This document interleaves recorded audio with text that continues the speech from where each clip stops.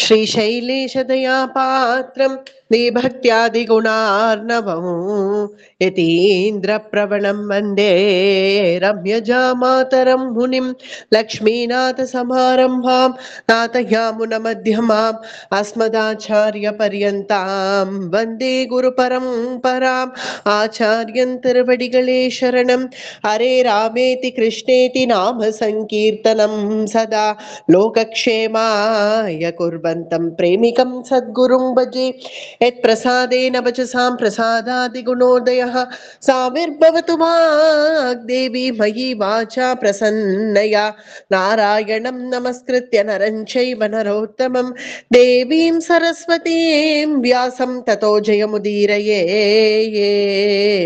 व्यासाय विष्णुरूपाय व्यासरूपाय विष्णवे नमो वै ब्रह्मनिधये वासिष्ठाय नमो नमः कृष्णाय वासुदेवाय देवकी नंदनाय च नन्दगोपकुमाराय गोविन्दाय नमो नमः नमोऽस्तु ते व्यास विशालबुद्धे पुल्लारविन्दाय तपत्रनेत्रे येन त्वया भारततैलपूर्णः प्रज्वालितो ज्ञानमयप्रदीपः ஸ்ரீமத் பகவத்கீதை அதுல 8வது அத்தியாயம் அனுபவிச்சுட்டு இருக்கோம். 14 ஸ்லோகங்கள் வர பார்த்தாச்சு 8வது அத்தியாயத்துல. இனி வரக்கூடிய ஸ்லோகங்கள் தான் இதுல ரொம்ப முக்கியமானது. 8வது அத்தியாயம் ரொம்ப ஆச்சரியகரமானது. அது ஏன் அப்படிங்கிறது நமக்கு இன்னைக்கு புரியும். இனி வரக்கூடிய ஸ்லோகங்கள் ரொம்ப உன்னதமா கவனிக்க வேண்டியது. நாம் 8வது அத்தியாயம் முதல்ல எப்படி ஆரம்பித்தது அப்படின்னு ஒரு பார்க்கணும்னா, ஏன்னா ஒரு வாரம் ஆனதுனால இது கொஞ்சம் மறந்துருக்கும்.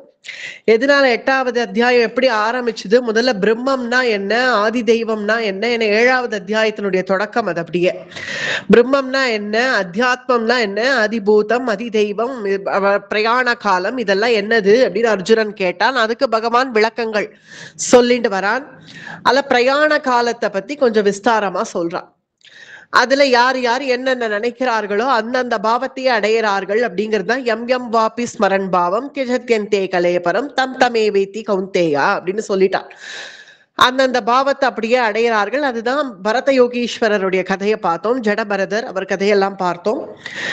மான நினைச்சுண்டு போனார், அதனால மானாகவே பிறந்தார் அப்படிங்கிறதெல்லாம் அந்த பிரயாண காலம் பத்தி, அங்க எப்படி பின்ன கிருஷ்ண ஸ்மரணம் வர வைக்கிறது அப்படிங்கிற பரியந்தம். பின்ன பிரயாண காலத்துல நம்ம எதை நினைச்சுண்டு போறோமோ அதுவாகவே ஆயிடுவோம்னா பின்ன கிருஷ்ண ஸ்மரணம்ங்கிறது எப்படி வருதுன்னா, அதனாலதான் பகூனாம், அது அப்படி ஒரு ஜென்மாவில அப்படி வரணும்னா வந்துட்டா அது பகூனாம் ஜென்மநாமந்தே, எவ்வளவோ கோட்டி ஜென்மங்கள், எவ்வளவோ கோட்டி கல்ப காலங்கள்.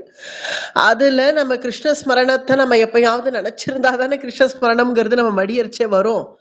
நினைக்கவே இல்லை, ஆனா வரணும்னா எப்படி வரும்? அதனாலதான் பகவான் அதுக்கு சுலபமான வழிகள்லாம் நமக்கு சொல்லி கொடுத்தான்.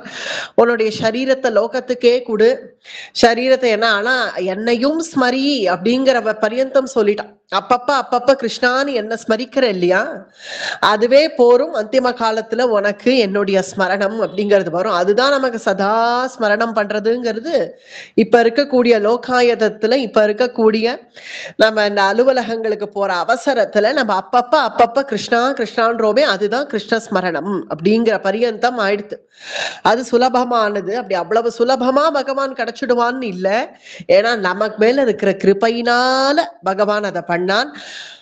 அனன்ய சேதாக சததம் யோ மாம் ஸ்மரதி நிச்சயஹ தஸ்யாஹம் சுலபஹ பார்த்தாக நித்ய யுக்னஸ்ய யோகினஹ. யோகிகள்லாம் எந்த அஷ்டாங்க யோகம் பண்ணி எந்த அபியாசத்தால பகவான அடைகிறார்களோ அது எல்லாம் பிரேம பக்தியால கிருஷ்ண ஸ்மரண மாத்திரத்துல நமக்கு கிடைச்சிடும் அப்படின்னு ஏன் பெருமையா பகவான் சொல்லிக்கலாமே. பீஷ்மருக்கு தான் நான் கிடைப்பேன் அப்படின்னு சொல்லிட்டா நல்லா தானே இருக்கு. அவ்வளவு பெருமையா சொல்லிட்டா அனன்ய சேதாஹா சததம், அத்தகைய யோகிகளுக்கு நான் கிடைப்பேன்னு சொல்லிட வேண்டியதானே. அவ்வளவு சிறந்த யோகியாச்சே பீஷ்மர். நீ பீஷ்மஸ்தவராஜம் அனுபவிக்க போறோம் இல்லையா இனி மகாபாரத முடிவுல. இந்த பீஷ்மஸ்தவராஜம் பூரா பரதத்துவத்தை அப்படி ஸ்தாபிச்சிருக்கார் பீஷ்மர். சகஸ்ரநாமத்தினுடைய ரிஷி பீஷ்மர். அத்தகைய பீஷ்மர் போன்ற யோகிகளுக்கு நான் கிடைப்பேன் அப்படின்னு பெருமையாக சொல்ல வேண்டி இருக்க. தஸ்யாகம் சுலபஹா பார்த்தா அஜாமிளனுக்கும் நான் கிடைப்பேன் அப்படின்னு சொல்றதுலதானே பகவானுக்கு பெருமை. பீஷ்மருக்கு தான் நான் கிடைப்பேன் அப்படிங்கறதுலதான் பெருமைன்னு பகவான் நினைச்சுக்கலையா, அஜாமிளனுக்கும் கிடைப்பேன் அப்படிங்கிறதுனால தஸ்யாகம் சுலபஹா பார்த்தா நித்திய யுக்தஸ்ய யோகினஹான நித்திய யுக்தர்களா இருக்கக்கூடிய யோகிகளுக்கு கிடைப்பேன்னு மட்டிலும் இல்லாமல் என்ன அனவரதமும் ஸ்மரணம் பண்றார்களே, அந்த அனவரத ஸ்மரணம்ங்கிறது கலியில சாத்தியமாங்கிறதுக்கு தான் பதில் நமக்கு வந்துடுத்து. அப்பப்ப நம் கிருஷ்ண ஸ்மரணம் பண்றதே கலியில அனவரதம் தான். அப்படி கிருஷ்ணஸ்மரணம் பண்ற நம்மள விட்டுடுவானா என்ன? அதனால தஸ்யாகம் சுலபஹா பார்த்தா இது பார்த்தனுக்கு சொன்னானோ இல்லையோ நமக்கு சொல்லியிருக்கான் அப்படிங்கிறதுதான் இங்க தெரியறது. இதோட முடிச்சோம் பூர்வ பிரவச்சனத்துல 14வது ஸ்லோகம். அடுத்தது 15வது ஸ்லோகத்திலேருந்து இப்ப ஆரம்பிக்கணும். 15வது மாமுபேத்ய புனர்ஜன்ம துக்காலயமசாஸ்வதம் கோ நாப்னுவந்தி மகாத்மானஹ சம்சித்திம் பரமாம் கதாஹ. என்ன அடைஞ்ச பிறகு, அதாவது பகவான் சொல்லிக்கிறான், என்ன அடைஞ்ச பிறகு யாரும் சந்தியில நிக்கணுங்கிற அவசியம் இல்லை. ஏன்னா அவர்களுக்கு இனி புனர்ஜன்மா அப்படிங்கிறது கிடையாது. மாமுபேத்ய புனர்ஜன்மா. ஏன்னா அடைய வேண்டியவன் அடைஞ்ச பிறகு இன்னும் எதுக்கு புனர்ஜன்மா? அதனால பகவான் இங்க இறைஞ்சு சொல்றான், அந்த சம்சார துக்கம்ங்கிறது இனி அவனுக்கு கிடையாது, அந்த சாமானிய லோக சுகங்கள் கிடையாது, என நித்திய சுகத்தை அவன் அனுபவிக்க வேண்டியவனா இருக்கிறதுனால மாமுபேத்ய புனர்ஜன்மா, என்ன அடைஞ்ச பிறகு மறுபடியும் அந்த புனர்ஜன்மம் இந்த தாத்காலிகமான லோகத்துக்கு அவன் திரும்பி வர வேண்டிய அவசியம் இல்லை. ஏன்னா அவன் பரமகதி அடைஞ்சுடுறான். நாப்னுவந்தி மகாத்மானஹ சம்சித்திம் பரமாம் கதாஹ. அப்படியா?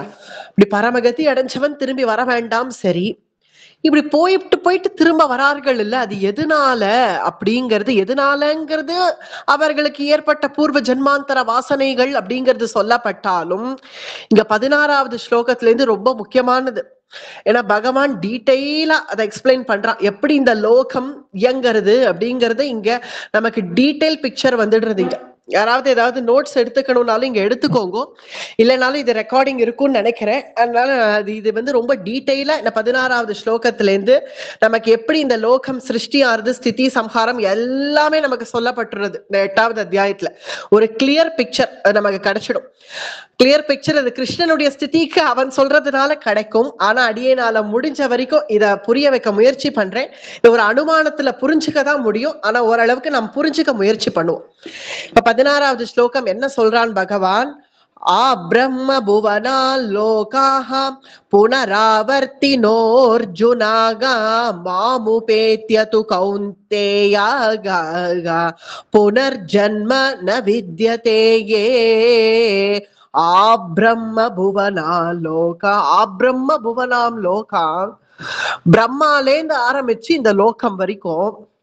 சரி, எல்லாமே இந்த பிரம்மாலேந்து ஆரம்பிச்சு, பிரம்மலோகத்திலேந்து ஆரம்பிச்சு, பிரம்மலோகம்ங்கிறது அதுதான் ஒரு உன்னத ஸ்தானம். அந்த பிரம்மாலேந்து ஆரம்பிச்சு நம்ம இங்க இந்த கீழே வரைக்கும் என்னென்ன லோகங்கள் உண்டோ அது எல்லாமே புனராவர்த்தி நோர்ஜுனா, திரும்பி திரும்பி வரக்கூடியதுதான் புனராவர்த்தி நோர்ஜுனா.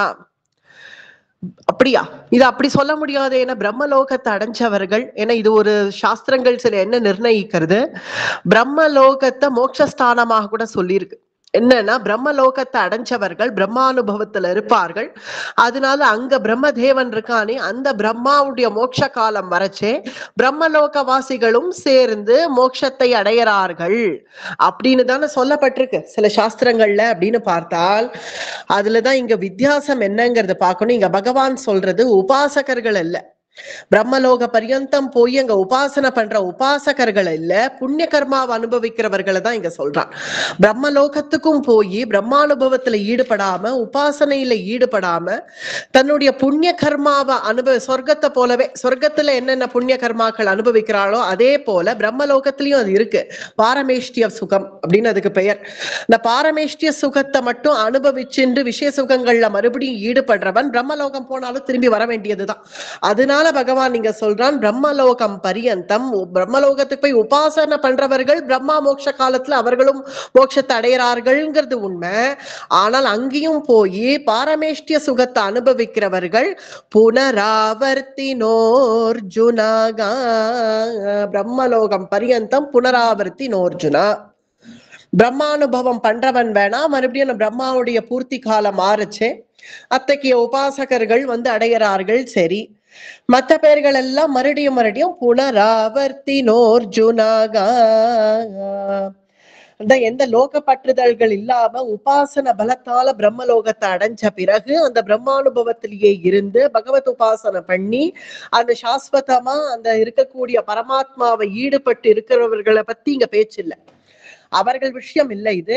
அங்கேயும் போய் சுகானுபவங்களை அனுபவிக்க, ஏன்னா என்ன அப்படி என்ன சுகானுபவங்கள் அனுபவிக்கதான சொர்க்கம் இருக்கு, அப்புறம் எதுக்கு பிரம்மலோகம் போறார்கள் அப்படின்னு பார்த்தா, ஒரு நல்ல வேதாத்தியனம் பண்ண ஒரு புண்ணிய கர்மாவால ஒருவன் அந்த கன்னிக்கைய தானம் பண்ணா கூட அந்த புண்ணியத்தினாலேயே பிரம்மலோகம் அடையறான் அப்படின்னு நம்மளுடைய உபனிஷத் சொல்றதுனால, சாஸ்திரங்கள் சொல்றதுனால பிரம்மலோகம் அடைஞ்சும் அங்க விஷய சுகங்கள் அனுபவிக்கிறவர்கள் திரும்பி கீழே வந்துதான் ஆகணும்.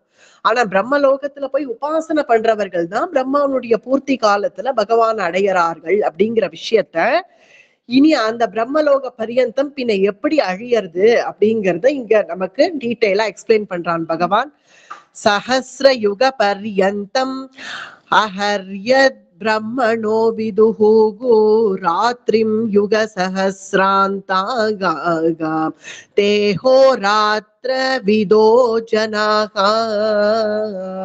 17வது ஸ்லோகம் 8வது அத்தியாயம். இதுல இந்த ஸ்லோகம் பார்த்தாலே நமக்கே புரியும். சஹஸ்ர யுக பர்யந்தம், சஹஸ்ர யுகங்கள், அதாவது இங்க பிரம்மாவை பத்தி இங்க சொல்லப்படுறது, பிரம்மாவனுடைய காலங்கள் பத்தி இங்க சொல்லப்படுறது. 1000 சதுர்யுகம், சஹஸ்ர யுகங்கள், அதுதான் 1000. அதுவும் இங்க சதுர்யுகம்னு ஸ்பெசிபிக்கா வேற இங்க சொல்லியிருக்கா. சஹஸ்ர யுக பர்யந்தம், இந்த 1000 சதுர்யுகங்கள் பிரம்மாவனுடைய, அந்த மாதிரி 1000 சதுர்யுகம் பிரம்மாவனுடைய ஒரு பகல். சதுர்யுகம்னா என்னன்னு புரியுறது இல்லையா? கிருதயுகம், திரேதாயுகம், துவாபர யுகம், கலியுகம் அப்படிங்கிறது ஒரு சதுர்யுகம். இந்த 4 யுகங்கள் சேர்த்தா ஒரு சதுர்யுகம். அந்த மாதிரி 1000 சதுர்யுகம் கடந்தால் அது பிரம்மாவுடைய ஒரு பகல். சஹஸ்ர யுக பர்யந்தம் பிரம்மணோ விதுஹு, பிரம்மணோ விதுஹு அது ஒரே ஒரு பகல். ராத்திரிம் யுக சஹஸ்ராந்தம், மறுபடியும் பிரம்மாவுடைய ராத்திரி, பிரம்மாவுடைய அந்த ஒரு ராத்திரி மறுபடியும் 1000 சதுர்யுகங்கள். கிருத்தயுகம், திரேதாயுகம், துவாபர யுகம், கலியுகம் அப்படிங்கிற ஒரு சதுர்யுகம். அந்த மாதிரி 1000 தடவை அது பிரம்மாவனுடைய ஒரு பகல். அந்த மாதிரி 1000 சதுர்யுகங்கள் பிரம்மாவனுடைய ஒரு இரவு. இது மாதிரி அவருக்கு ஒரு மாசம், ஒரு வருஷம் அப்படின்னு கணக்கு போட்டுடலாம். போட்டா போடலாம். ஆனா என்ன, கொஞ்சம் சைஃபர் அப்படி போயிட்டே இருக்கும். இருந்தாலும் கணக்கு போடணும்னா போடலாம். அதனாலதான் இது சுலபமா என்ன சொல்லிடுறான், அனந்த காலம் அப்படின்னு சொல்லிடுறான். இந்த அனந்த காலம் இருக்கிறதுனால அவருடைய ஆயுசு, பிரம்மாவனுடைய ஆயுசு அப்படிங்கிறது ஒரு பரார்த்தமானது, பரார்த்தமான வயசு அப்படின்னு சொல்லப்படுறது. எல்லாருக்கும், நம்ம எல்லாருக்கும் ஒரு வயசு இருக்கு இல்லையா, ஒரு 100 வருஷம் அப்படின்னு எடுத்துட்டோம்னா அது போல பிரம்மாவுக்கும் ஒரு 100 வயசு அப்படின்னு நம்ம எடுத்துக்கணும். பரார்த்தியமான வயசு அவருக்கு. அது பிரம்மாவும் தூங்குவார் இல்லையா, நமக்கு எப்படி பகல் இருந்தா நம்ம பகல்ல முழிச்சுண்டு நம்ம வேலையெல்லாம் செய்யறோமோ அது போல பிரம்மாவுக்கும் தூக்கம் அப்படிங்கிறது ஒண்ணு இருக்கு. ஆனா பிரம்மாவனுடைய தூக்கம் தான் பிரம்மாவனுடைய இரவு. அப்ப அந்த 1000 சதுர்யுகங்கள் போனாதான் அவருக்கு அந்த ஒரு இரவு. அந்த ஒரு இரவு, அந்த அந்த இரவு அவர் எப்ப தூங்குறாரோ அப்போ இந்த 3 லோகங்கள் பிரளயத்துல அழிஞ்சிடும். அதாவது எந்த 3 லோகங்கள், இந்த 3 லோகங்கள் பிரம்மா கிட்ட இருக்கு. அது என்ன 3 லோகங்கள்னா பாதாளம், பூமி, ஸ்வர்க்கம். நம்ம ஸ்வர்க்கம்னா ஸ்வர்க்கம்னு நினைச்சுக்கிறோமே தவிர இந்த பாதாளம் பூமி, இந்த பூமி அழியரிச்சு ஸ்வர்க்கமும் சேர்ந்து அழிஞ்சிடுறது. பாதாளம் பூமி ஸ்வர்க்கம் இந்த மூணுமே பிரம்மா அந்த ஒரு நாள் ராத்திரி அங்க தூங்குறாரு இல்லையா, அவர் அங்க தூங்கரிச்சு இங்க அப்படியே அது லயமாறுது. மறுபடியும் பிரம்மா காலமே எழுந்துக்கரிச்சு அது மறுபடியும் சிருஷ்டி ஆறுது. அப்படிங்கிறது இந்த பிரம்மாவனுடைய இந்த டே டு டே சைக்கிள். இது 1000 சதுர்யுகம் பிரம்மாவனுடைய பகல், 1000 சதுர்யுகம் கடந்த உடனே பிரம்மா தூங்க போறது பிரம்மாவனுடைய ராத்திரி. அப்ப 1000 சதுர்யுகங்கள் அப்படியே இந்த பிரளயத்திலேயே கழியறது. மறுபடியும் அவர் எழுந்துக்கரிச்சே 1000 சதுர்யுகங்கள் மறுபடியும் அந்த ஒரு பகலாக அவருக்கு கழியும். இது அவருடைய டே டு டே ரொட்டீன்ங்கிறதுனால இது ஒரு சாமான்யமாவே எடுத்துக்கலாம். சாமான்யமாவே எடுத்துட்டா நம்ம நித்தியம் போய் தூங்குறோம் இல்லையா, நம்ம தூங்கி கண்களை மூடின உடனே நம்ம தன்ன ஆழ்ந்த உறக்கம் வந்தது, இந்த பிரபஞ்சம் இருக்கிறது நமக்கு தெரியறதா, இந்த பிரபஞ்சமே இருக்கிறது நமக்கு தெரியறது இல்லை இல்லையா, அப்ப அது லயம் ஆயிடுது, எல்லாம் லயம் ஆயிடுறது இல்லையா. அது போலதான் பிரம்மா அவர் அங்க தூங்கரிச்சே எல்லாம் லயமாகி இந்த 3 லோகங்கள் அழிஞ்சிடுறது. அப்பப்ப அது அப்படியே அழிஞ்சு அழிஞ்சு அழிஞ்சு அழிஞ்சு அவர் மறுபடியும் கண்ணு அவர் தரக்கரிச்சு மறுபடியும் சிருஷ்டி ஆறுது. இதுதான் ராத்திரிம் யுக சஹசிராந்தம் கோங்கோ தேஹோ விதோ ஜனாக தேகோராத்திர விதோ ஜனாக. அந்த மாதிரி எத்தனை ராத்திரிகள் அவர் அந்த மாதிரி பகல்ல எழுந்து கரைச்சு ஜனங்கள் மறுபடியும் சிருஷ்டி இந்த மாதிரி ஆரம்பிக்கிறது. ஆனா இந்த 3 லோகங்களுக்கு மட்டும்தான் இது. மறுபடியும் இது மொத்தம் மகா பிரளயம்னு நினைச்சுக்க கூடாது. இது 3 மகா பிரளயம் வேற, இது சாமானிய பிரளயம்ங்கிறது வேற. இந்த பிரளயம் இந்த 3 லோகங்களுக்காக மட்டும் சொல்லப்பட்டது. அது என்னன்னா பாதாளம் பூமி ஸ்வர்க்கம் போன்ற இந்த 3 லோகங்களுக்கு இது ஸ்திதி, இது நித்திய ஸ்திதி, பிரம்மாவனுடைய தினசரி ஸ்திதி. இது பிரம்மா கொஞ்சம் விசிராந்தி எடுக்கரிச்சு அது அழியறதும், பிரம்மா எழுந்துக்கரிச்சு அது மறுபடியும் சிருஷ்டி ஆறுது. அப்படின்னு இது போல 1000 சதுர்யுகங்கள் ஒவ்வொரு நாளும் பிரம்மாவுக்கு நடந்து முடியறது. அப்படிங்கிறது இந்த காலத்தை கொண்டு, இந்த 3 லோகங்கள் இந்த பிரம்மாவனுடைய காலத்தை கொண்டு உண்டாகி அழியறது. அப்படிங்கிறது 17வது ஸ்லோகம். அடுத்தது 18வதுல அதை இன்னும் கொஞ்சம் விஸ்தாரப்படுத்துறான் கிருஷ்ணன். எப்படி சொல்றான்னா, அவ்யக்தாத் சர்வாஹ பிரபவந்த்யஹ ராகமேயே ராத்ரியாகமே பிரலீயந்தே யே தத்ரைவாவ்யக்த சம்யஹே. இதுதான் அவ்யக்தம் அப்படின்னு சொல்றான். இந்த இடத்துல அவ்யக்தம் அப்படின்னா மூல பிரகிருதி அப்படின்னு அர்த்தம் இல்ல. மூல பிரகிருத்தினா அப்புறம் மகா பிரளயம்னு ஆயிடும். இந்த இடத்துல அவ்யக்தம் அப்படின்னா அந்த பிரம்மாவனுடைய அந்த ஒரு ராத்திரியை மட்டும் சொல்றான். அவ்யக்தம் யக்தயஹ சர்வாஹ பிரபவந்த்யஹ ராகமேயே.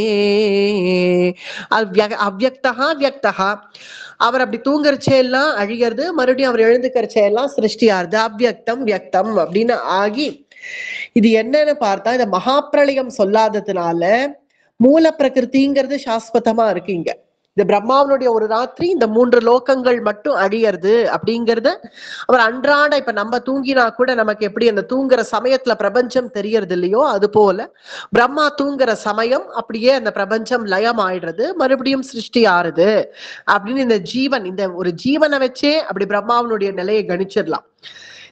இந்த வியஷ்டி ஜீவன் அப்படின்னு இதை சொல்லுவோம். அதனால இந்த வியஷ்டி ஜீவன் நம்ம சாமானிய ஜீவன்களை வியஷ்டி ஜீவன் அப்படின்னு சொல்றோம். அது போல இந்த அத்தனை வியஷ்டி ஜீவன்களுடைய ஒரு தத்துவமாக பிரம்மாவை சொல்லப்படுறதுனால அவர் சமஷ்டி ஜீவன் அப்படின்னு அவரை சொல்லப்படுறது.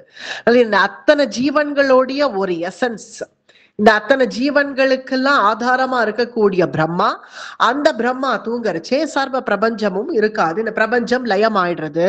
ஒருவன் எழுந்துட்டா மறுபடியும் அந்த பிரபஞ்சம் எப்படி தெரியறதோ அது போல பிரம்மா எழுந்த உடனே மறுபடியும் அந்த சிருஷ்டி அப்படிங்கிறது தெரியறது. இது பாதாளம் பூமி ஸ்வர்க்கத்துக்கு மட்டும். இதை தாண்டி ஸ்வர்க்கத்தை தாண்டி மகர்லோகம், ஜனலோகம், தபோலோகம், சத்தியலோகம் அப்படின்னு 4 லோகங்கள். மகர்லோகம், ஜனலோகம், தபோலோகம், அந்த சத்தியலோகம் தான் பிரம்மாவனுடைய ஸ்தானம்.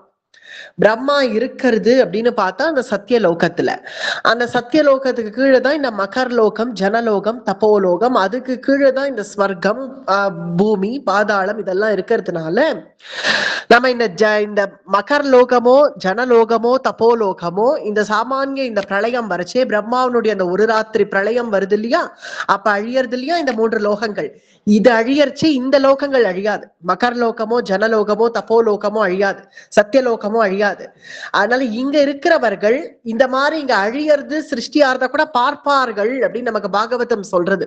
மகர்லோகம், ஜனலோகம், தப்போலோகம், சத்தியலோகத்துல இருக்கிறவர்கள் எப்ப பிரம்மா ராத்திரி தூங்க போயிட்டாரோ இந்த கீழே இருக்கக்கூடிய லோகங்கள் அழியறதையோ மறுபடியும் உற்பத்தி ஆறதையும் அவர்கள் பிரத்யட்சமா பார்க்கிறார்கள் அப்படின்னு சொல்லப்படுறது. ஏன்னா சத்தியலோகத்துல இருக்கிறவர்கள், இந்த மகர்லோகத்துல இருக்கிறவர்கள் எல்லாம் அவர்கள்ல யாரு அப்படின்னா ஒரு சாமான்யமா சொல்றேன், கீழே உள்ள 3 லோகத்தை அழியறது அவர்கள் பார்க்கறதுனால அவர்கள்லாம் யாருன்னா மரிச்சாதிகள் இல்ல சனகாதியர்கள், சப்த ரிஷிகள், இவர்கள் எல்லாம் இந்த லோகத்துல இருப்பா. சப்த ரிஷிகள் இருப்பா. இந்த சனகாதியர்கள்லாம் பிரம்மாவனுடைய குமாரர்கள்னு சொல்றோம். இவர்கள்லாம் இந்த லோகத்துல இருக்கிறதுனால இவர்கள்லாம் இதை பார்க்கிறார்கள், பிரத்யட்சமா பார்க்கிறார்கள். இந்த 3 லோகங்கள் பிரம்மாவனுடைய அந்த ஒரு ராத்திரி அழியறது அப்படிங்கிறது. சூரியன் அப்படிங்கிறது மத்தியில இருக்கு, மத்தியில போயிட்டு இருக்கான் சூரியன். இந்த கீழே லோகங்கள் தான் அதலம், சுதலம், விதலம், மகாதலம், பூலோகம், இதெல்லாம் கீழே இருக்கிற லோகங்கள். அதுக்கு மேல மகர்லோகம், ஜனலோகம், இதெல்லாம் மத்தியில சூரியன் போயிட்டு இருக்கான். மத்தியில சூரியன் போயிட்டு இருக்கிறத தாண்டிதான் இந்த மகர்லோகம், ஜனலோகம், தப்போலோகம், சத்தியலோகம், இதெல்லாம் இது போல பிரம்மாவனுடைய ஆயுசு இருக்கு இல்லையா, ஒரு நாள் ராத்திரி இதெல்லாம் அழிஞ்சழிந்து தோன்றது. இது போல ஒரு மாசம், அது போல ஒரு வருஷம், அது போல அவ ஊர் பஞ்சாங்கப்படி பிரம்மாவுக்கு ஒரு 100 ஆயுசு இருந்ததுன்னா அந்த 100வது வயசு வரைச்சே பிரம்மாவே போயிடுவார், பிரம்மாவே இனி இருக்க மாட்டார். அப்படிங்கிற சமயம் வரைச்சேதான் பூத கிராமஹாச ஏவாயம் பூத்வா பூத்வா பிரளீயதேயே ராத்ரியாகமே வசஹா பார்த்தாகா பிரபவத்யஹ ராகமேயே. இனி பிரம்மாவுக்கே ஆயுசு முடிய போறது அப்படிங்கிற சமயத்துல இந்த மாதிரி 1000 சதுர்யுகங்கள் ஒரு பகல், 1000 சதுர்யுகங்கள் ஒரு ராத்திரி, இந்த மாதிரி 1 நாள் 2 நாள் 3 நாள்னு கடந்து கடந்து கடந்து அது அப்படியே 1 மாசமாகி 10 மாசங்களாகி 12 மாசமாகி 1 வருஷமாகி அது போல பிரம்மாவனுடைய ஒரு 100 வயசு. அப்படி அவர் 100 வயசு வரைச்சே பிரம்மாவே அழிய வேண்டிய சமயம் வரைச்சே, பிரம்மாவுக்கே இனி போக வேண்டிய நிலைமை வந்ததுக்கு அப்புறம் அதத்தான் மகா பிரளயம் அப்படின்னு சொல்லப்படுறது. ராத்ரியாகமே வசஹா பார்த்தாகா பிரபவத்யஹ ராகமேயே. அப்போ சர்வமும் அழிஞ்சு மூல பிரகிருதி மட்டுமே மிச்சப்படும். அரூபமான மூல பிரகிருதி. மூல பிரகிருதி அப்படிங்கிறது அந்த மூல பிரகிருதி, அதை நம்ம நேச்சர்னு இப்ப சொல்லிட்டு இருக்கா இல்லையா, அந்த மூல பிரகிருத்தியில ஆகாயம் உள்பட எல்லாம் லயமாகி போன பிறகு மூல பிரகிருதி ஒண்ணுமே மிச்சப்பட்டு அந்த மூல பிரகிருத்தியும் சர்வலோகமும் அழிஞ்சிடும் இல்லையா. அது எந்த காலமும் நம்ம அனுமானிக்க கூட முடியாது. பிரம்மாவோட வயசு என்ன, இப்ப அவருக்கு என்ன வயசு, இப்ப அவர் முடிச்சுட்டு இருக்காருன்னு மட்டும் தெரியுது. அதனாலதானே இப்ப நம்ம இருக்கோம். அதனால அவருக்கு இன்னும் எப்ப ராத்திரி ஆகும், அது எத்தனை நாள் அவருக்கு, அந்த மாதிரி அவருக்கு எத்தனை வருஷம், அவருக்கு இப்ப எத்தனை வயசுங்கிறது கணிக்கிறது மட்டும் அனுமானிக்க கூட முடியாது.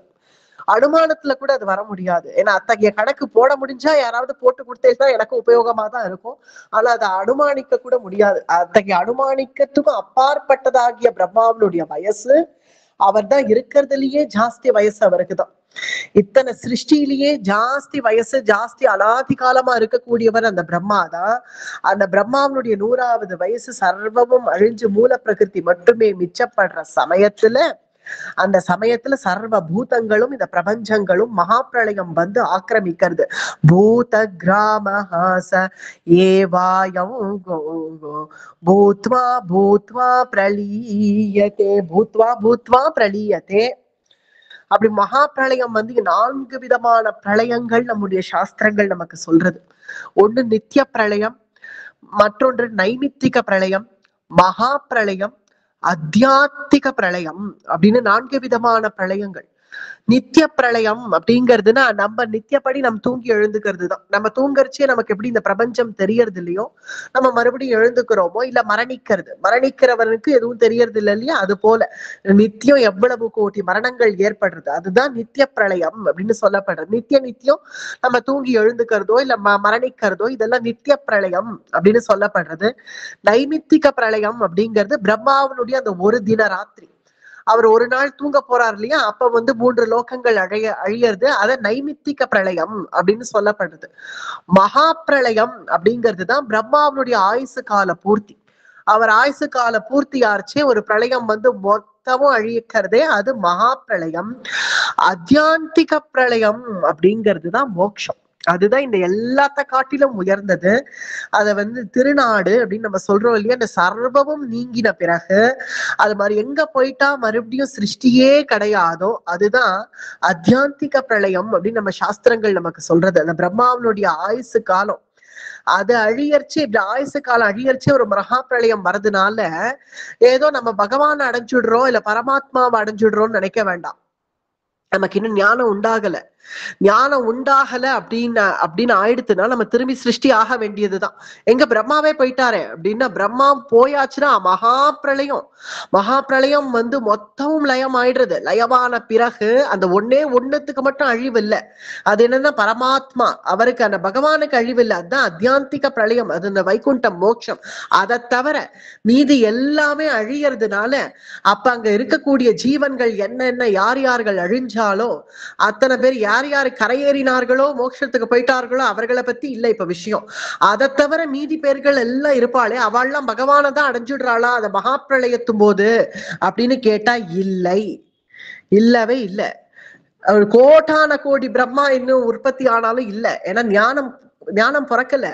ஞானம் இருந்தால்தானே வைகுண்டம். ஞானம் இல்லாத பிறகு பின்ன அந்த மகா பிரளயம் வரைச்சு எல்லாம் அழியறது. அதெல்லாம் எங்க அப்படின்னா ஒரு சாஸ்வதமான இருட்டு. அந்த இருட்டுல போய் கடக்கிறோம் நம்ம எல்லாம். அந்த சாஸ்வதமான ஒரு இருட்டு அது. இந்த இருட்டு இருக்கு இல்லையா, இப்ப நம்ம பாக்குறோமே அன்றாட இந்த இருட்டு ராத்திரி, இது கூட சிருஷ்டிக்கப்பட்ட இருட்டு. ஆனா அது ஒரு இருட்டு இருக்கே, ஒரு சாஸ்வதமான இருட்டு. நம்ம ஒரு கோமா ஸ்டேஜ்னு எடுத்துட்டோம்னா எப்படி நம்ம தூங்கறச்சே நம்ம ஒண்ணும் தெரியறது இல்லை. அப்பப்ப ஏதாவது ஒரு கொசு கடிச்சா பட்டுன்னு எழுந்துடுறோம். ஆனா ஒரு கோமா ஸ்டேஜ் நிலையை அடைஞ்சவர்களுக்கு ஒண்ணுமே தெரியறது இல்லை இல்லையா. அவர்கள் பாட்டு நம்ம இருக்கோமா இல்லையா, இல்ல அனஸ்தீஷியா கொடுத்த பிறகு நமக்கு ஒண்ணுமே தெரியாம நம்ம இருக்கோமா இல்லையா, எங்க இருக்கோம், எங்க யார் வரா யார் போறா ஒன்னும் தெரியாம ஒரு இருட்டு நிலையில நம்ம இருக்கோம் இல்லையா. அந்த நிலையை தான் அடைகிறார்கள் ஜீவன்கள். மகா பிரளயம் இந்த 3 லோகங்கள் அழிஞ்ச பிறகு ஆற சிருஷ்டி, அப்பவும் கரையேற முடியல. பிறகு அப்பப்ப பிரம்மாவனுடைய ஒரு தின பிரளயம் வருது, அப்பவும் கரையேற முடியல சம்சாரிகள். மறுபடியும் மகா பிரளயம் வருது, அப்ப வரைக்கும் கூட கரையேறல. பிறகு எங்க இருக்கார்கள், கரையேறல பகவான் அடையல அப்படிங்கிறவர்கள் எங்க இருக்கார்கள்னா ஒரு சாஸ்வதமான இருட்டுல போய் விழுந்துடுறார்கள். அது ஒரு நல்ல நிலையா? அது அந்த இருட்டுல போய் அப்படியே ஒன்னும் தெரியாம இருக்கோமா இல்லையா எதுவும் தெரியாம அப்படியே கோமா ஸ்டேஜ்ல இருக்கிறது போல கடக்கிறதா ஒரு நல்ல நிலை? அது நல்ல நிலை இல்லையா. அதனாலதான் பகவான் மறுபடியும் சிருஷ்டி பண்றான். மறுபடியும் சிருஷ்டி மறுபடியும் ஒரு பிரம்மாவை சிருஷ்டி பண்ணு, மறுபடியும் அந்த பிரம்மா இவர்கள் எல்லாரையும் சிருஷ்டி பண்ணட்டும், கரையேறாதவா அத்தனை பேரையும் சிருஷ்டி பண்ணட்டும். சிருஷ்டி பண்ணி அந்த கல்ப காலத்துல ஏமாத்திட்டானே, இந்த கல்ப காலத்திலேயாவது வரானா அப்படின்னு பார்க்கலாம். மறுபடியும் என்ன சேர்றானா பார்க்கலாம்னு கல்ப காலமா இந்த மாதிரி எவ்வளவு கல்ப காலமோ தெரியாது. எத்தனை கல்ப காலத்தை நம்ம அனுமானிக்க கூட முடியாதுன்னு சொல்லிட்டோம். அத்தனை பிரம்மா எத்தனை பிரம்மா இது வரைக்கும் வந்தாரோ என்னமோ தெரியல. அவ்வளவு கல்ப காலமா நம் கரையேறாம இன்னி வரைக்கும் இங்க உட்கார்ந்துருக்கோம். கல்ப காலமா பகவான் பாவம் நமக்காக காத்திருந்து எவ்வளவு கோட்டி கல்ப காலம் ஆனாலும் இவன் நம்மளை கரையேற்ற முடியாம மறுபடியும் சிருஷ்டி பண்ணி, மறுபடியும் பிரம்மாவை சிருஷ்டி பண்ணி, மறுபடியும் நீ போய் சிருஷ்டிய பண்ணு அப்படின்னு சொல்லி மறுபடியும் ஒரு பிரம்மா மறுபடியும் சிருஷ்டி எல்லாம் ஆகி அந்த பிரம்மாவுக்கு ஒரு நாள் ராத்திரி மறுபடியும் அழிஞ்சு, மறுபடியும் அந்த மாதிரி 1 மாசம் ஆகி 1 வருஷம் ஆகி பிரம்மாவனுடைய 100 ஆயுசாய மகா பிரளயம் மறுபடியும் நம்ம கரையேறாம மறுபடியும் எங்கேயோ போய் ஒரு இருட்டுல வழண்டு, மறுபடியும் இன்னும் கரையேறலையா மறுபடியும் சிருஷ்டி, மறுபடியும் இதே மாதிரி வழண்டு சம்சார சுகத்தை கல்பமா நம்ம அனுபவிச்சுட்டு இருக்கோம். அவனோ கல்பமா நமக்காக அங்க காத்துட்டு இருக்கான். நம்ம அங்க வருவோமான்னு அங்க காத்துட்டு இருக்கான். இப்படிதான் போயிட்டு இருக்கு லோகத்தினுடைய பகவானுடைய சைக்கிள் ஏன் சிருஷ்டி ஆறுது அப்படிங்கிறதுக்கு காரணம் இது. ஞானம் இல்ல, நம்ம பிறக்கல, ஞானத்தை சம்பாதிச்சுக்க கூட நம்ம விரும்பலைன்னா எவ்வளவு கோடி கல்ப காலம் ஆனாலும் எவ்வளவு கோடி பிரம்மா வந்தாலும் அவருடைய ஆயுசு காலம் முடியற வரைக்கும் கூட நம்ம ஞானத்தை சம்பாதிச்சுக்கலைன்னா மறுபடியும் சாஸ்வதமான இருட்டுல தள்ளப்பட்டு மறுபடியும் இந்த பிரபஞ்ச சிருஷ்டியில நம்ம வந்து விழுந்துடுறோம். பரஸ்மஸ்தமாஸ்து பாவோன்யஹ வ்யக்தோ அவ்யக்த சனாதனஹ யஹ ச சர்வேஷு பூதேஷு கோ நஷ்யத்சு ந விநஷ்யதி. 20வது ஸ்லோகம். அப்படின்னா பிரம்மா பரியந்தம் எல்லாமே சம்சாரம் தான் அப்படிங்கிறது இல்ல கிளியரா தெரிஞ்சுடுது இல்லையா? ஏன்னா பிரம்மாவுக்கும் மோட்ச காலமான பிறகு அவர் மோட்சத்தை அடைஞ்ச பிறகு வேற ஒரு பிரம்மா சிருஷ்டி ஆறார். அதனாலதான் பிரம்ம பதவி அப்படின்னு அதை சொல்றாளே தவிர பிரம்மான்னா அது ஒரு தேவதையே இல்லை, அது பிரம்ம பதவி. அந்த பிரம்மாவுடைய மோட்ச காலமாகி அவர் மோட்சத்துக்கு போய் பகவானுடைய அவர் லயமான பிறகு மறுபடியும் எவ்வளவோ கோடி அனந்த காலமாகவோ இத்தகைய ஒரு சாஸ்வதமான ஒரு இருட்டுல இந்த ஜீவன்கள் கரையேறாத ஜீவன்கள் கடக்க மறுபடியும் இவர்கள் எல்லாம் கரையேத்தனுமேங்கிறதுனால வேறொரு பிரம்மாவை சிருஷ்டி பண்ணி அந்த மாதிரி கோட்டி பிரம்மா வந்து வந்து வந்து இப்படி இருக்க இது பிரம்மா பரியந்தம் எல்லாமே சம்சாரம், அவ்வளவுதான். அதுக்கும் தாண்டி போக வேண்டியதுதான் நம் பண்ண வேண்டிய சாதனைங்கிறது புரியுறது இல்லையா?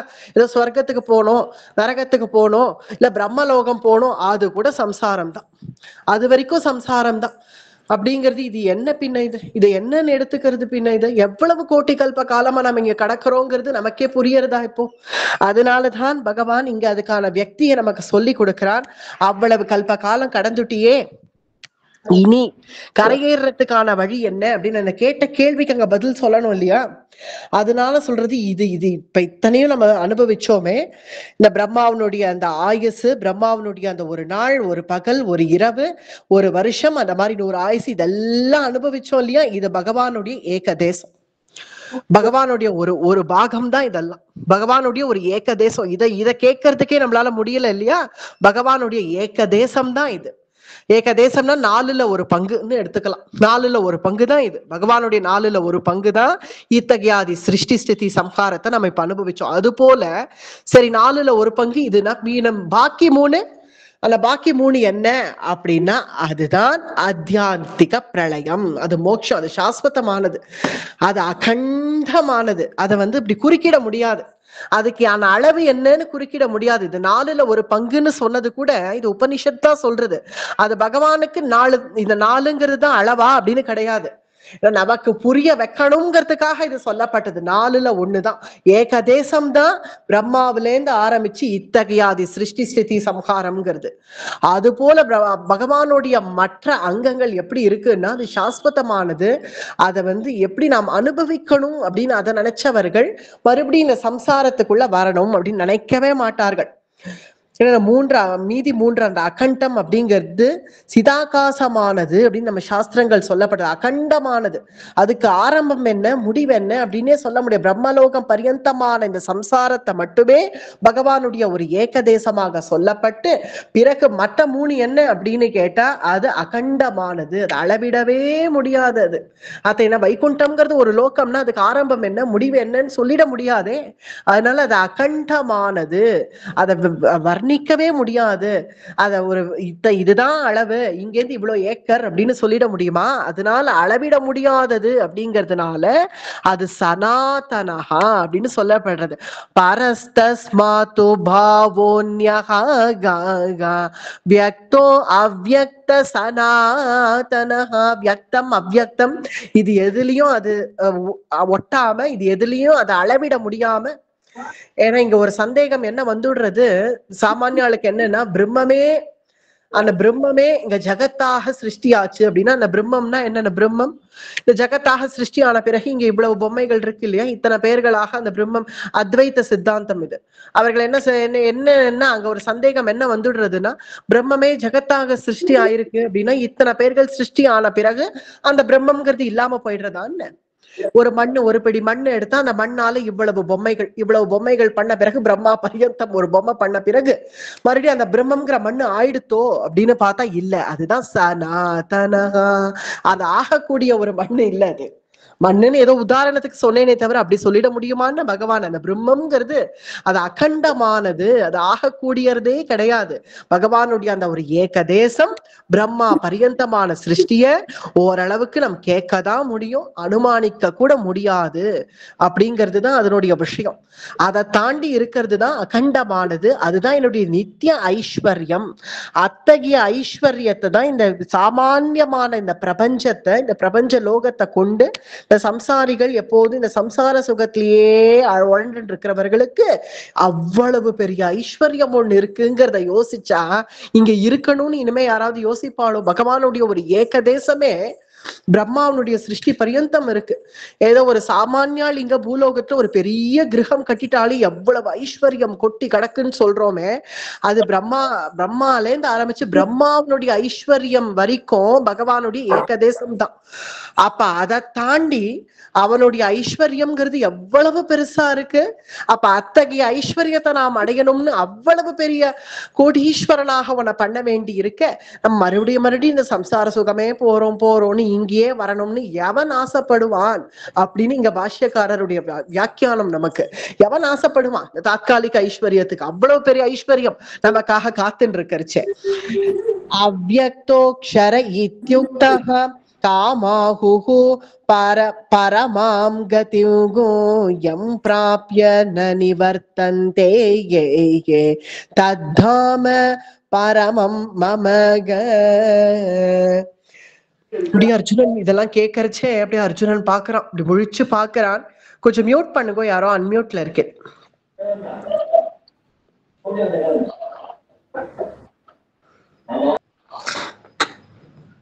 இப்படி அர்ஜுனன் பாக்குறானா அப்படி விரிக்க. அப்படி பார்த்த உடனே பகவான் சொல்றான், அது என்னுடைய தாமம். இதெல்லாம் தாண்டி ஒண்ணு இருக்குன்னு சொன்னான் இல்லையா? பகவானுடைய இந்த ஏகதேசம் முடிஞ்ச பிறகு அழியத்தகாதது ஒண்ணு இருக்கே, அவ்யக்தோக்ஷர இத்யுக்தஹ. இந்த அவ்யக்தம்ங்கிறது மூல பிரகிருத்தின்னு எடுத்துட்டோம்னா, இந்த மூல பிரகிருத்தியும் லயமான பிறகு எது ஒண்ணுத்துக்கு அழிவே இல்லையோ அதுதான் பரமபதம். எது ஒண்ணுத்துக்கு அழிவே இல்லையோ அது பகவத் ஸ்வரூபமே. இது அதுதான் தத்விக்னோ பரமம் பதம்னு தான் நமக்கு உபனிஷத் கூட சொல்றது. அது எதை அடைஞ்சிட்டா நம்ம திரும்ப வரவே மாட்டோமோ அதுதான் என்னுடைய தாமம் அப்படின்னு பகவான் சொல்றான். எம் பிராப்ய ந நிவர்த்தந்தே தத்தாம பரமம் மமக. எம் பிராப்ய ந நிவர்த்தந்தே, என்ன அடைஞ்ச பிறகு யார் இனி வரவே வேண்டாமோ இந்த தாத்காலிக லோகத்துக்கு, அதுதான் என்னுடைய தாமம். தத்தாம பரமம் மமக. என்ன அடைஞ்ச பிறகு இனி அவன் திரும்பி வரணும், இங்க வாழலணும் அப்படிங்கிற சிரமமே இல்லை. அத்தகைய இது அடையணும்னு தானே நினைக்க மாட்டேங்கிற. அதுதானே அங்க பிரச்சனையே. நினைச்சுட்டாளாக்கில் எழுதி வச்சிருக்கேன் நமக்கே இந்த ஐஸ்வர்யம். நினைக்க மாட்டேங்கிறாளே, எவ்வளவு கோடி கல்ப காலம் ஆனாலும் இந்த இருட்டுலவே வேணாலும் இருக்கேன், மறுபடியும் சம்சார சுகத்துக்கு தான் போவேன்னு போறாளே. அத்தகைய ஞானம் வரலையே. அதனாலதான் சிருஷ்டி ஆயிண்டே இருக்கு. அதாவது கிடந்த நாள் கிடந்தாக இன்னும் எத்தனை காலம் கிடத்தி திருவுடம் அசைய அப்படின்னு அவர் அசைஞ்ச உடனே மறுபடியும் சிருஷ்டி ஆரம்பிச்சுடுறது.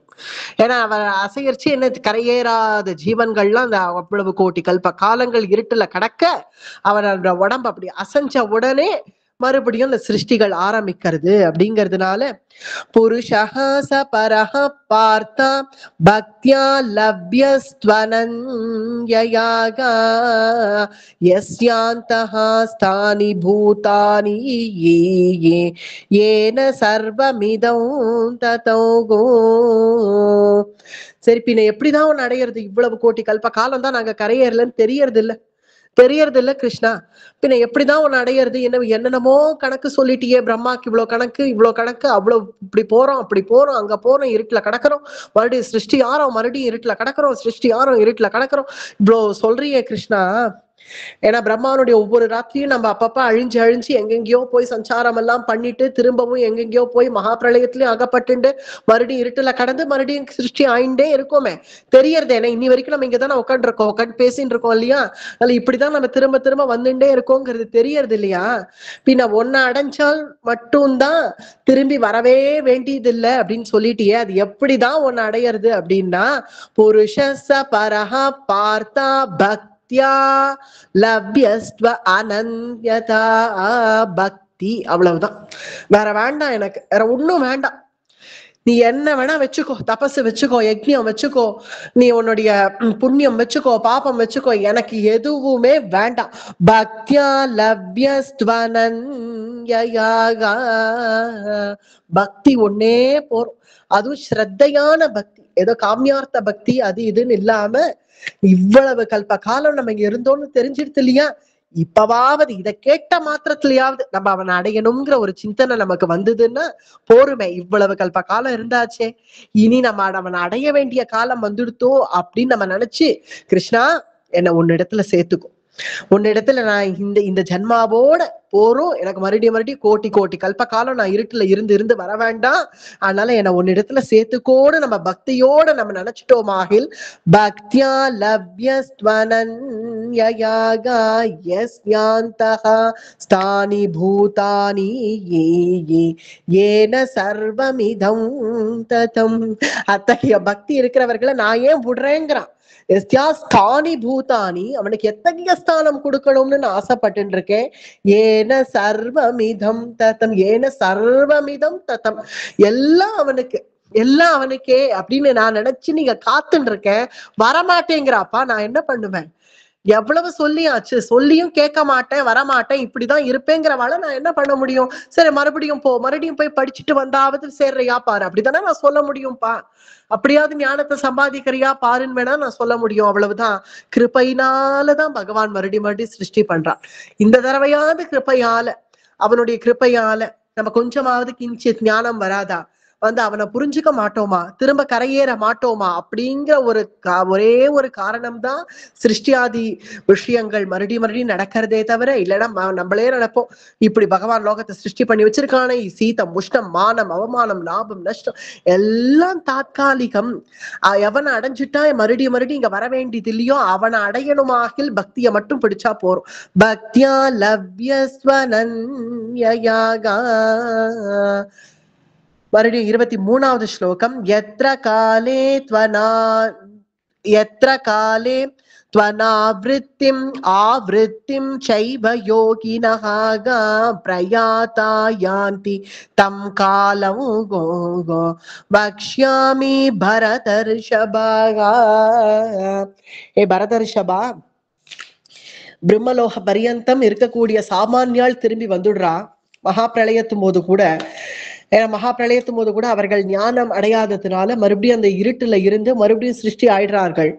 ஆனா பிரம்ம லோகத்திலேயே உபாசகர்கள் இருக்கா இல்லையா, அத்தகைய யோகிகள் என்ன எப்படி அடையறானா, எத்ர காலே த்வனாவ்ருத்திம் ஆவ்ருத்திம் சைவ யோகினஹா. அத்தகைய யோகிகள் ஏன்னா ஒரு சூக்ஷ்ம சரீரம்னு ஒண்ணு இருக்கு இல்லையா பிரம்மலோக பரியந்தம், அந்த சூக்ஷ்ம சரீரத்தை தரிச்சுட்டு இருக்கக்கூடிய யோகிகள் அவர்கள் இனி போக வேண்டிய மார்க்கம் அர்ச்சரார்த்தி மார்க்கம் தான்.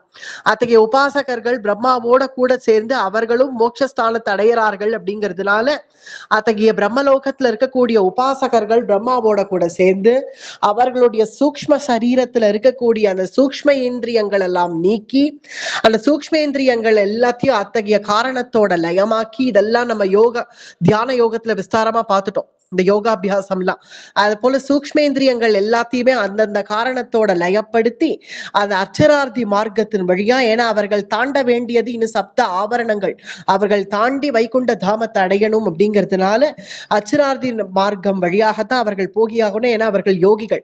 அத்தகையவர்கள் இந்த ஒரு கேள்வி வந்துடும் இல்லையா, சரி பிரம்மலோக பரியந்தம் இருக்கக்கூடிய பிரம்மலோகத்துல கூட இருக்கக்கூடிய சாமானியால், பிரம்மலோக சுகத்தை அனுபவிச்சுட்டு இருக்கக்கூடிய சாமானியால் திரும்ப வந்துடுவா.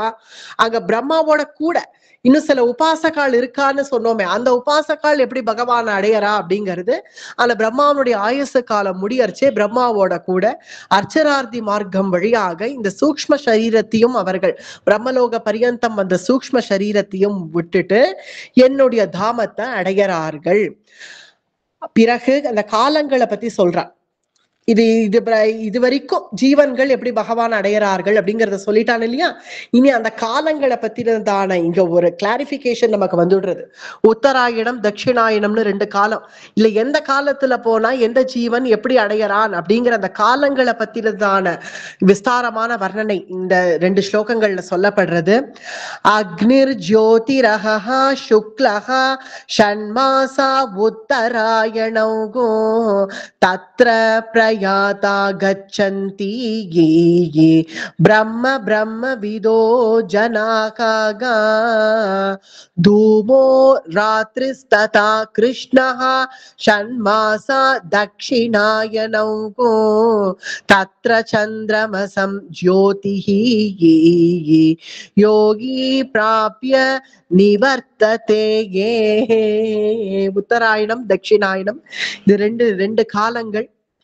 இந்த 2 காலங்கள்ல ஜீவன்கள் எப்படி பிரளயத்துல வரார்கள் அடியறார்கள். பிரம்மா பரியந்தம் சொன்ன பிறகு சாமானிய எறும்பு கொசு பூச்சியிலேருந்து ஆரம்பிச்சு பிரம்மா பரியந்தம் எப்படி சிருஷ்டி ஆறார்கள், எப்படி இருக்கார்கள், எப்படி சம்ஹாரம் ஆறார்கள்ங்கிறது தெரிஞ்சிடுது இல்லையா.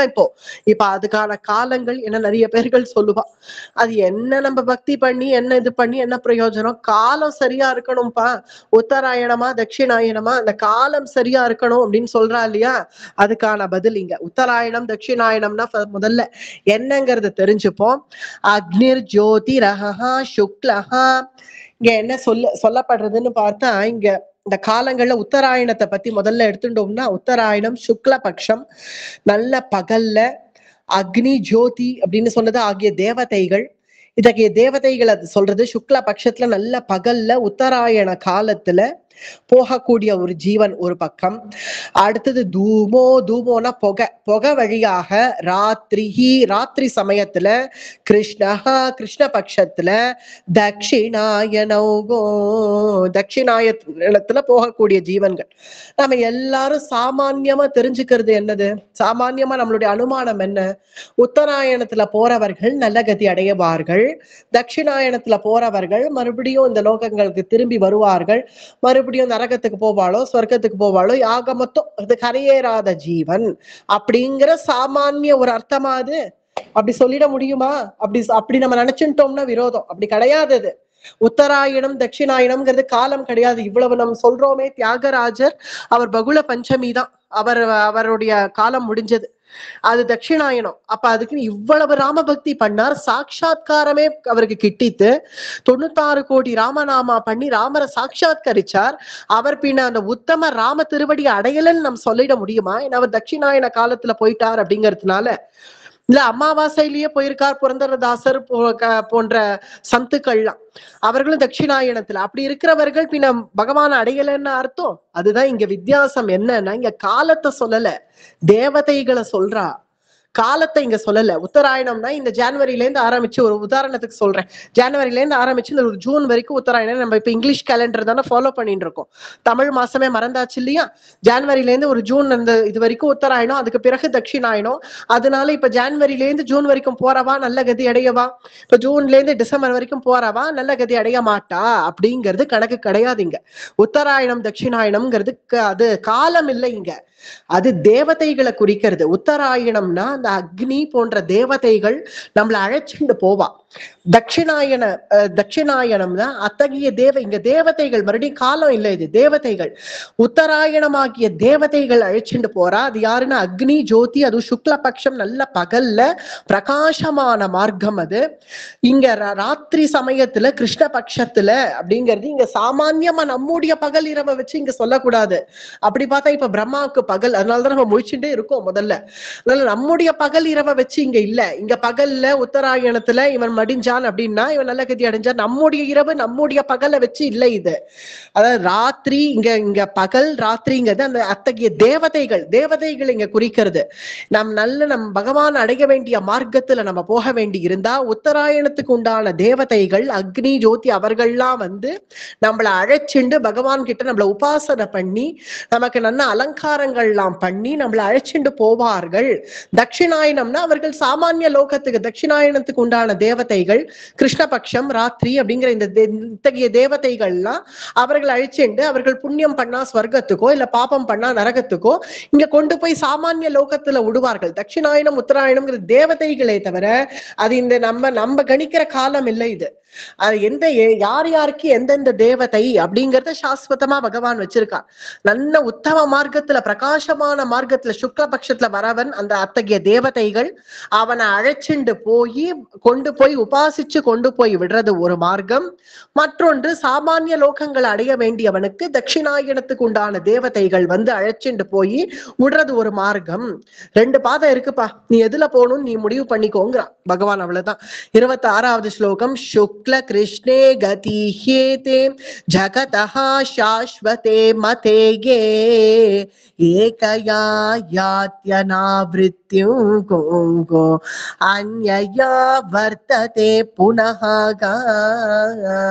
शुक्ल कृष्णे गति हेति शुक्ல பட்சம் கிருஷ்ண பட்சம் ரெண்டு இருக்கு. மறுபடியும் சொல்றேன், இப்ப நம்ம இங்க கணிக்கக்கூடிய காலங்களை வச்சு இல்ல, இது தேவதைகள் சுக்ல கிருஷ்ண இது ரெண்டு இருக்கு. இது ஜகதஹா சாஸ்வதே மதே, ஜகதஹா சாஸ்வதே மதே. ஒரு ஜீவன் மடிஞ்சிருச்சுன்னா அவன் வந்து ஒருவேளை பகவான் அடைய வேண்டி இருந்தா ரெண்டு பாதைகள் இருக்கு. அதுல சுக்லம்ங்கிறது பிரகாசமான மார்க்கம், நல்ல பகல்ல நல்ல பிரகாசமான மார்க்கம். அது கிருஷ்ணபக்ஷம் அப்படிங்கிறது இருளாகிய மார்க்கம். அது உத்தராயணம் தட்சிணாயனம் அப்படிங்கிறது இந்த உத்தராயண மார்க்கத்துல போறவன் அத்தகைய தேவதைகள் அவனை அழைச்சிட்டு வந்து திரும்ப வரவே வேண்டாம், அவன் அப்படியே அழைச்சிட்டு போய் அவனை உபாசனை எல்லாம் பண்ணி அவனை கொண்டாடி அந்த ஜீவனை கொண்டாடி வைகுண்ட தாமம் பரியந்தம் அத்தகைய தேவதைகளுடைய கை அஞ்சல்ல நம்ம போறோம். அதுல தேவதைகள் நம்மள நல்லா உபாசிச்சு நம்மள அழைச்சிண்டு போய் நமக்கு பூஜை எல்லாம் பண்ணி, ஏன்னா பகவானை போய் அடையிறது இல்லையா இந்த ஜீவன். அதனால இந்த உத்தராயணத்துக்கு உண்டான தேவதைகள் வந்து நம்மள அழைச்சிண்டு நம்மள உபாசிச்சு நமக்கு நல்ல பூஜை எல்லாம் பண்ணி அந்த உத்தம மார்க்கம் வழியாக நம்மள அழைச்சிண்டு போய் விட்ட பிறகு வைகுண்ட தாமம் வரைக்கும் போன பிறகு நமக்கு வைகுண்டத்துல இருந்து பிறகு பிறகு அந்த அமானவர்கள்னு சொல்லுவா. அவர்கள் வந்து பகவான் உடுத்தி களைஞ்ச வஸ்திரத்தை நம்ம எப்படி உடுத்திக்கிறோமோ அது போல நம்ம அங்க நமக்கு விசேஷமான திவ்ய வஸ்திரங்கள் எல்லாம் நமக்கு கொடுத்து நம்மளை அழைச்சிட்டு போறார்கள். இது பிரகாசமான மார்க்கம் அப்படிங்கிறது உத்தராயணம். அடுத்தது தட்சிணாயனம் அப்படிங்கிறது நம்ம இன்னும் மறுபடியும் இந்த லோகத்துக்கு வரவேண்டியவர்களாக இருந்தா அதுக்கான தேவதைகள் வந்து நம்ம புண்ணியம் பண்ணா அவர்கள் கொண்டு போய் நம்மள சொர்க்கத்துக்கு விடுறதோ இல்ல நரகத்துக்கு விடுறதோ மறுபடியும் வேற எங்கேயாவது பிரம்மலோகம் பரியந்தம் கூட கொண்டு போய் விடுறதோ. ஏன்னா பிரம்மலோக பரியந்தம் சாமானியால் திரும்பி வர வேண்டியது அப்படின்னு ஆனதுனால அதுக்கு உண்டான தேவதைகள் அங்க வந்து அழைச்சிட்டு போவார்கள் அப்படிங்கிறது தானே தவிர காலத்தை வச்சு இன்னும் தட்சிணாயனம்னா அதுக்கு ஒரு பரிகாரம் பிராயஷ்சித்தம், ஏன்னா தட்சிணாயன மரணம் இதெல்லாம் காலத்தை வச்சு இல்ல, இந்த தேவதைகளை வச்சு அவ்வளவுதான். நம்ம போக வேண்டிய மார்க்கம் எதுன்னு நமக்கு தீர்மானம் ஆயிடுச்சுன்னா அந்த தேவதைகள் தானே நம்ம இடத்துல வருவார்கள், வந்து இந்த ஜீவனை போஷிச்சு பொக்கிஷமாக என பகவான் அடைய வேண்டிய ஜீவனை பொக்கிஷமாக நம்மளை கொண்டு போய் ஒப்படைப்பார்கள். நேதே ஸ்ருதி பார்த்த ஜானன் யோகி முஹ்யதி கஷ்சனக தஸ்மாத் சர்வேஷு காலேஷு கோ யோக யுக்தோ பவார்ஜுனா. அர்ஜுனா உனக்கு நான் ஏன் இதெல்லாம் சொன்னேன்னு தெரியுமா? இதெல்லாம் சொல்லி உன பயமுறுத்துறதுக்காக இல்ல, இதெல்லாம் நான் ஏன் உனக்கு சொன்னேன்னு தெரியுமா? இப்பவாவது உனக்கு புரியறது இல்லையா? பிரம்மலோகம் பரியந்தம் என்ன கதிங்கிறது புரியறது இல்லையா?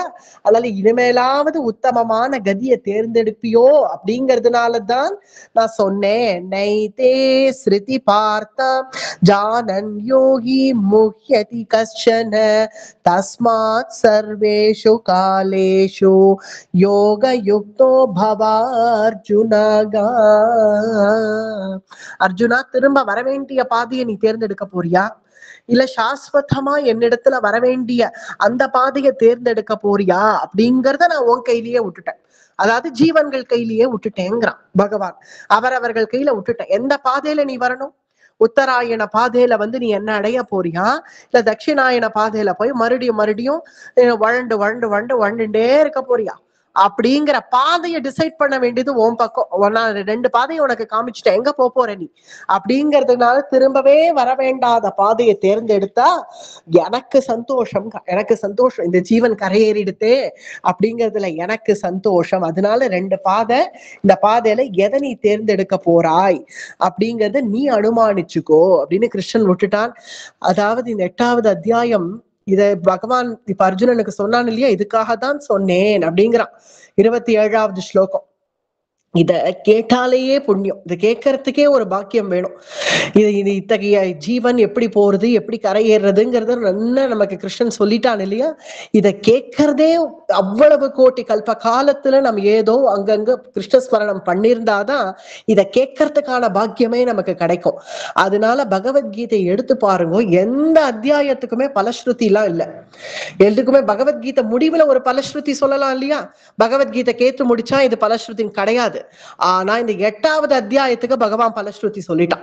ஏன்னா இது மோட்ச மார்க்கத்தை சொன்னதுனால, மோட்சத்தை அடைய வேண்டிய நிலையை எப்படி அடையறான் ஒரு ஜீவன்கிற மோட்ச மார்க்கத்தை சொன்னதுனால இந்த 8வது அத்தியாயத்துக்கு மட்டும் பகவானே இங்க பலஸ்ருதி சொல்லிட்டான் நமக்கு.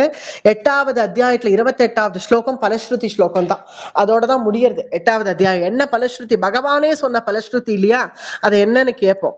ஏன்னா மத்ததெல்லாம் இதுக்கு இந்த பலன், இதுக்கு அந்த பலன், பலஸ்ருதி பலஸ்ருதின்னு அந்த புராண இதிகாசங்களை எழுதி வச்சவா சொன்ன பலஸ்ருதிக்கும் பகவான் சொன்ன பலஸ்ருதிக்கும் வித்தியாசம் இருக்கு.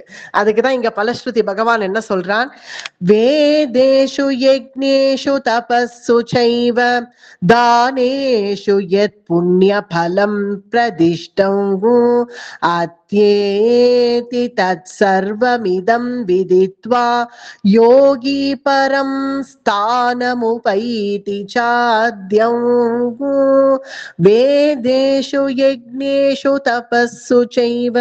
அதாவது இந்த 8வது அத்தியாயத்துல நம்முடைய ஒரு ஜீவன் இந்த 8வது அத்தியாயத்தை கேட்டு முடிச்சாலேயே, இன்னும் படி பாராயணம் பண்ணுலாம் சொல்லி இன்னும் சிரமப்படுத்துவானே, இத சிரவணம் பண்ணி முடிச்சாலேயே வேதேஷு யக்ஞேஷு தபஸ்ஸு சைவ, எந்த வேதாந்திகள் எத்தகைய வேதாத்தியனத்தினால உபாசித்து என்ன அடைகிறார்களோ, வேதேஷு யக்ஞேஷு தபஸ்ஸு சைவ, வேதத்தினால் யக்ஞத்தினால் தபஸினால், தானேஷு யத் புண்ணிய பலம் பிரதிஷ்டம், தானத்தினால வேதத்தினால யஜ்ஞத்தினால தபஸினால தானத்தினால என்ன புண்ணியங்கள் சம்பாதிச்சிருக்காளோ அத்தனை புண்ணியமும் புண்ணிய பலம் பிரதிஷ்டம்.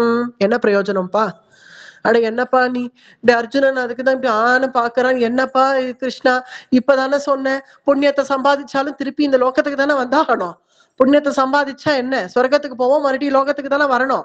அப்ப இந்த புண்ணியத்தை கட்டிட்டு நான் என்ன பண்ணுவேன், இந்த அத்தியாயத்தை கேட்டுட்டு வெறும் புண்ணியத்தை நீ கொடுத்தேன்னா, புண்ணியத்தை கட்டிட்டு நான் என்னப்பா பண்ணுவேன், புண்ணியம் எனக்கு எதுக்கு, நீதான் இப்ப என்ன சொன்ன, நீ புண்ணியமும் வேண்டாம் பாப்பமும் வேண்டாம் அப்படின்னு தானே சொன்னேன். அப்படி எல்லாத்தையும் விட்டாதான் என்ன அடைய முடியும்னு சொல்லிட்டேன். இந்த அத்தியாயத்தை கேட்டா புண்ணியம் கொடுக்குறேன், அதுவும் என்னென்ன புண்ணியம், வேதேஷு யக்ஞேஷு தபஸ்ஸு சைவ தானேஷு யத் புண்ணிய பலம் பிரதிஷ்டம், அவ்வளவுதானா, அவ்வளவுதானே. 8வது அத்தியாயம் கேட்டா வெறும் புண்ணியம், அவ்வளவுதானே. மறுபடியும் நான் இந்த லோகத்துக்கு வரப்போறேன், அவ்வளவுதானே. ஆத்யேதி தத் அத்யேதி அடுத்த வாக்கியம் அதான், ஆத்யேதி தத் சர்வமிதம் விதித்வா. அத்யேதினா அழிவற்ற, அதாவது இந்த புண்ணியங்கள்லாம் கூட அழிஞ்சிடும், ஏன்னா இதெல்லாம் செலவழிஞ்சு போயிடும். அந்தந்த லோகங்களுக்கு இந்த புண்ணியத்தை கட்டின்னு போனோம்னா அது செலவழிஞ்சிடும். செலவழிஞ்ச பிறகு மறுபடியும் க்ஷீணே புண்ணிய மத்திய லோகம்னு அனுப்பதானே போறா. அதெல்லாம் தாண்டி ஒண்ணு இருக்கே, ஆத்யேதி தத் சர்வமிதம் விதித்வா, இதெல்லாம் தாண்டி ஒரு சாஸ்வதமா ஒண்ணு இருக்கே, அது என்னன்னு சொல்லல பகவான், பிரத்யக்ஷமா அது பரமபதம்னு சொல்லல, ஆனா அதுக்கு அர்த்தம் அதுதான். அத்யேதி தத் சர்வமிதம் விதித்வா யோகி பரம் ஸ்தானமுபைதி சாத்யம், உன்னத ஸ்தானத்தை அடைவாய். யோகி பரம் ஸ்தானம், அத்தகைய யோகிகள் என்னென்ன அஷ்டாங்க யோகம் பண்ணி என்ன எப்படி இப்படிலாம் அடைகிறார்கள், பீஷ்மாதிகள் சரபங்காதிகள் எல்லாம் சொன்னோமே, அத்தகைய யோகிகள் என்னென்னலாம் தபசு பண்ணாலோ, தபஸ் பண்ணி என்ன அடைஞ்சாலோ அத்தனை யோகிகள் பண்ண சிரமம் கூட வேணாம். 8வது அத்தியாயத்தை கேட்டு முடி, படிச்சு கூட முடிக்க வேணாம், கேட்டு முடி. ஆத்யேதி தத் சர்வமிதம் விதித்வா யோகி பரம் ஸ்தானமுபைதி சாத்யம். அத்தகைய யோகிகள் எந்த ஸ்தானத்தை அடையிறார்களோ அவர்கள் எந்த ஸ்தானத்தை அடைஞ்சா? மோட்சத்தை தானே அடைஞ்சா. அந்த ஸ்தானத்தை உனக்கு கொடுக்கறேன் அப்படின்னு பகவான் சொல்றான். வேதேஷு யக்ஞேஷு தபஸ்ஸு சைவ தானேஷு யத் புண்ணிய பலம் பிரதிஷ்டம் அத்யேதி தத் சர்வமிதம் விதித்வா யோகி பரம் ஸ்தானமுபைதி சாத்யம். எனது மோட்ச அத்தியாயமா இருக்கிறதுனால, மோட்சத்தை பத்தின விஷயமா இருக்கிறதுனால இத ஒரு தடவை நம் ஜென்மால சிரவணம் பண்றதே நம் பெரிய பாக்கியம். ஏன்னா இத்தகைய பாக்கியம் எல்லாம் கிடைச்சிடாது. எவ்வளவு கோடி ஜென்மம் எடுத்தாலும் பகவத்கீதையில இந்த 8வது அத்தியாயம்ங்கிறது கிடைக்கவே கிடைக்காது. அப்படி அந்த 8வது அத்தியாயம் கிடைச்சுட்டா, ஒருவர் படிக்க வேண்டி வந்துட்டா இல்ல கேட்க வேண்டி வந்துடுத்துனா, அந்திம காலத்துல நம்மளுடைய அஜ்ஞானத்தை எல்லாம் விலக்கி அந்த ஞானம்ங்கிறது நமக்கா வரதுங்கிறது ரொம்ப துர்லபம். அதனால பகவான் அந்திம காலத்துல தானே வந்து, ஓ இவன் 8வது அத்தியாயம் சிரவணம் பண்ணிருக்கானே பகவத்கீதையில, இவனுக்கு மோட்சம் கொடுக்க வேண்டியதுதான் அப்படின்னு பகவானே ஓடி வந்து அத்தகைய அஜ்ஞானத்தை நம்ம விலக்கி அந்திம காலத்துல நமக்கு ஞானத்தையும் கொடுத்து நமக்கு உத்தம கதிய அந்த யோகிகள்லாம் எந்தெந்த சாதனத்தினால அடைஞ்சார்களோ அந்தந்த சாதனை வரைக்கும் போக வேண்டாம், நம்ம இந்த பகவத்கீதை 8வது அத்தியாயத்திலேயே அந்த ஸ்தானத்தை கொடுத்துட்டேன் அப்படின்னு பகவான் வாயால சொன்ன பலஸ்ருதி இது. அதனால இந்த 8வது அத்தியாயம் நம்ம அனுபவிக்கிறதே பெரிய பாக்கியம். அத்தகைய பாக்கியம் நமக்கு கிடைச்சது. அதனால இந்த சந்தோஷத்தோட இன்னைக்கு கொஞ்சம் சீக்கிரம் தான் முடிச்சிடுவோம். இத்தகைய சந்தோஷத்தோட அடுத்தது 9வது அத்தியாயம் நம்ம ஆரம்பிப்போம். ஏன்னா இந்த மேற்கொண்டு ஏன்னா பரமபதம் நீங்க டைரக்டா பகவான் ஏன் சொல்லலைன்னா, இன்னும் மேற்கொண்டு அத்தியாயங்கள் இருக்கு, அர்ஜுனனுக்கு இன்னும் பூர்த்தி பண்ணணும் அப்படிங்கிறதுனாலதான் இங்க நேரடியா சொல்லலையோ என்னவோ அடியனுடைய அனுமானம். ஆனா பகவான் நீங்க சொல்லி முடிச்சது அத்தகைய ஸ்தானம் உனக்கு கிடைக்கும் இந்த 8வது அத்தியாயத்தினாலே. இந்த மோட்ச விஷயமான இத கேட்டாலேயே அத்தகைய ஸ்தானம் கிடைக்கும் அப்படின்னு சொல்லி 8வது அத்தியாயத்தை பூர்த்தி பண்ணிப்போம். வேதேஷு யக்ஞேஷு தபஸ்ஸு சைவ தானேஷு யத் புண்ணிய பலம் பிரதிஷ்டம் அத்யேதி தத் சர்வமிதம் விதித்வா யோகி பரம் ஸ்தானமுபைதி சாத்யம். அடியேன்